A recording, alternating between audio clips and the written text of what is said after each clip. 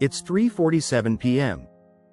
The front door slams, backpacks explode in the hallway, someone's already asking for snacks, and within 12 minutes, you hear it. "I don't want to do homework." Sound familiar? If the hours between school and dinner feel like a daily war zone at your house, you're not alone. But here's the good news. It doesn't have to be this way. In today's episode, I'm going to walk you through an after-school routine that takes the chaos down a notch, or 10, and turns homework time into something way less painful. It's not about bribes, yelling, or forcing focus. It's about structure, connection, and realistic expectations. Let's break it down, step by step. Step 1. The decompression window. First off, kids need a landing pad after school. And I'm not talking about homework or chores. I mean actual decompression. Think about it. Your child has spent the last 6 hours sitting still, holding it together, dealing with rules, noise, emotions, and probably at least one awkward group project. When they walk in that door, they don't need a taskmaster. They need recovery time. So, step 1 of your routine is a 20 to 30 minute buffer zone. Not screen time, not homework, just quiet, calm, unstructured space. This could look like grabbing a snack, lying on the couch listening to music, drawing or doodling, playing with toys alone, sitting on the porch with you and a bowl of fruit. The key is no demands. Give their brain a breather. Let the nervous system shift out of school mode before asking for anything academic.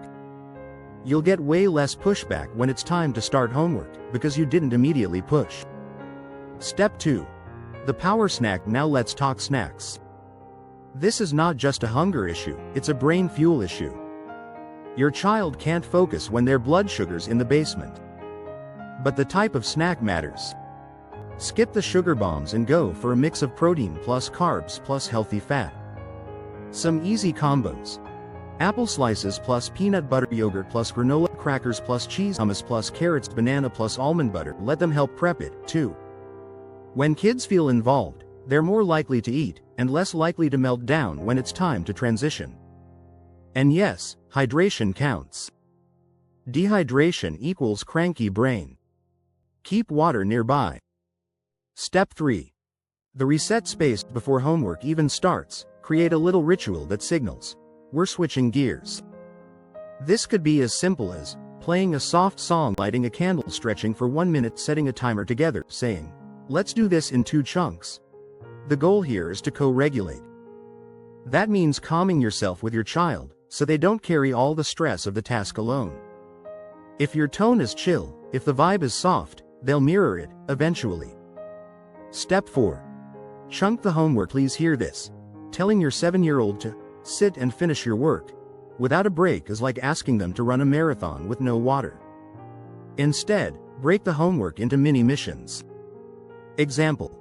Let's do these first 3 math problems together, then take a 2-minute stretch. Work on spelling for 10 minutes, then we'll read on the couch.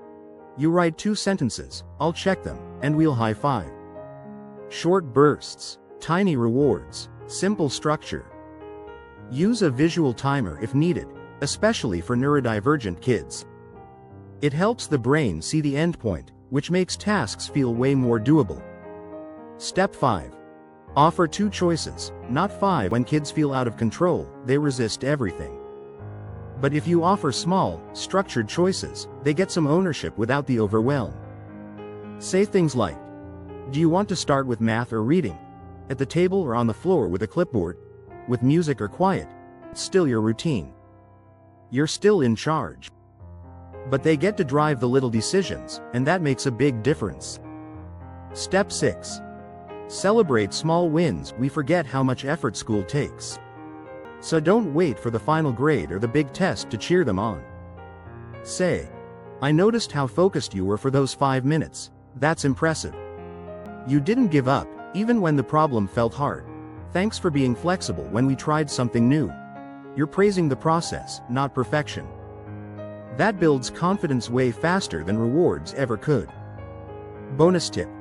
The 15-minute anchor right after homework. Build in something fun and predictable. This could be dance break, joke contest, Lego time, walk around the block, 1 round of a board game, watching a funny video together. This shows them When I get through this hard thing, something I enjoy comes next. That association changes how their brain reacts to future tasks, too. Let's recap your new after-school routine. 1. Decompression time. No pressure, just calm. 2. Power snack. Fuel the brain with the right foods. 3. Reset ritual. Transition with intention. 4. Chunk the homework. Small bursts, clear breaks. 5. Offer simple choices. Give control without chaos. 6. Celebrate the process. Confidence, not comparison. 7. End with connection. Positive emotional anchor. Now look, not every day will run like clockwork. There will still be rough afternoons. But this routine isn't about being perfect.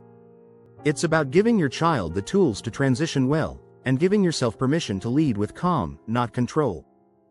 You're not just managing homework. You're teaching your child how to listen to their body, regulate their stress, and take things step by step.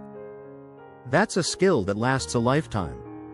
If this helped shift your after-school stress even a little, give the video a like. And if you want more routines that actually work in real life with real kids, go ahead and subscribe. And tell me in the comments, what's the funniest excuse your kid has used to avoid homework? I'll read some of my favorites in next week's episode. You've got this. One snack, one sentence, one small win at a time.